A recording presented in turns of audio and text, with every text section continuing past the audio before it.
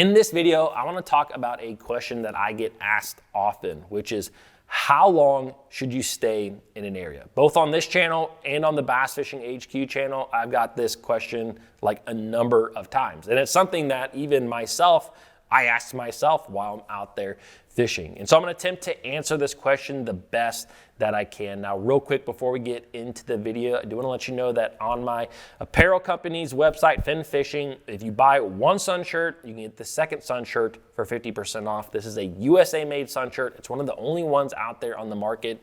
All the other ones are made overseas, which, you know what, they're fine products, but it's always awesome to just support local. And so anyways, I'm gonna leave a link down below in the description. If you wanna help support this channel, you can click on that link, pick up some fin fishing gear. All right, let's talk about this question. How long? How long should we stay in an area? Now, the shortest, sweetest answer to this is it truly depends. It really depends on the situation that you're fishing, because not everything out there in fishing is the same. I mean, if you're going down the lake and you hit a very small dock, it's gonna be different than if you're fishing a larger flat up on a natural lake. So the true answer to this question is it does depend. Now, the big thing that I have always kind of gone by in fishing is the 15-minute rule. This is something that I picked up by listening to one of my favorite professional anglers talk, which is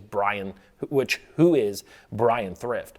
And if you guys know tournament bass fishing, you know how good Brian Thrift is. He's one of the best anglers in the world. And so when he talks, I listen.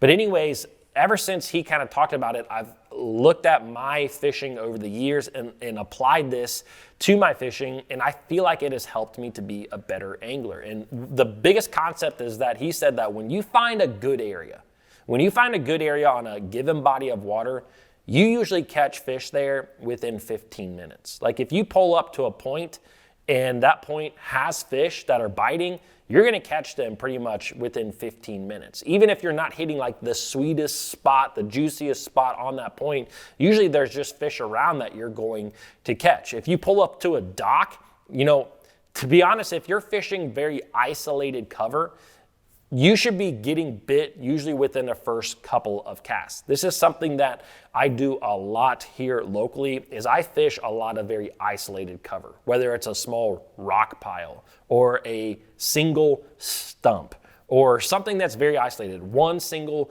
dock. If you pull up to something that's isolated, you should only fish that for like 5 casts, to be honest. And I feel like for a lot of times, I'm getting bit on the first cast. Now, one thing that I do like to do is switch up my baits a little bit in that cast, unless I know that the bass are like, they're eating a jig. If they're eating a jig, I'm gonna make 5 casts with a jig and I'm gonna leave. But if I'm still trying to figure that out, I might make 2 casts with like a crankbait and then 1 cast with a Texas rig and a couple of casts with a drop shot. You know, I'm gonna make a couple of casts, and I know it's kind of a lot of work, but if you're fishing something fairly isolated, you're going to get bit pretty quick. Now, one other thing that I kind of want to talk about is, what if you're not fishing isolated cover or smaller sections of a lake, and maybe you're fishing really vast areas. Maybe you go down south and you're fishing a huge reservoir and there's a ginormous point that you're fishing, or hump. Or maybe you're up in the northern part of the country and you're fishing large flats for smallmouth. Now, I'm gonna be 100% honest with you. I almost never just fish an area. There are times where I will do that, but for the most part, I like to use either my eyes or my electronics to try to find what I think are hot spots on a flat. So a lot of times if I'm thinking, oh man, this flat, for example, in the north looks good, I might idle over the whole thing. It might take me 20 or 30 minutes to do that.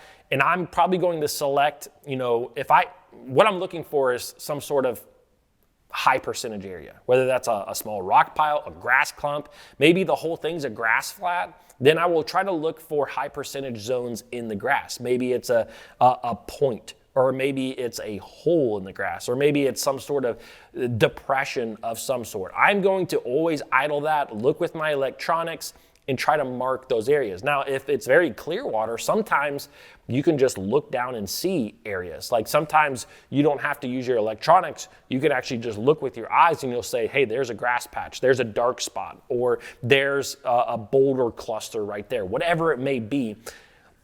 When I do, that's the first thing that I'm gonna do, is I'm gonna try to eliminate the vast majority of that flat. And then what I'm gonna do is fish those areas. If I get bit in those areas, then I'm going to spend more time just fishing. Because then you gotta kind of figure out, are fish relating to these isolated pieces of cover, or are they just kind of all over this massive flat? And so that's a lot of times when I will just start fishing around. So long story short though, I do believe in the 15-minute rule. If you're fishing in a creek and you pull up to a creek channel swing bank, fish it for 15 minutes. If you don't get bit, move to maybe the next creek channel swing bank, or maybe move to a point, fish it for 15 minutes. If you don't get bit, go to the very back of the pocket, fish, or the creek, fish it for 15 minutes. Usually you're going to get a bite or a clue of some sort that can help you. So did I answer that question? Maybe I did, maybe I didn't. I always believe in fishing a little bit faster than fishing a little bit slower. And once you get bit, though, this is the important thing. Once you get one bite,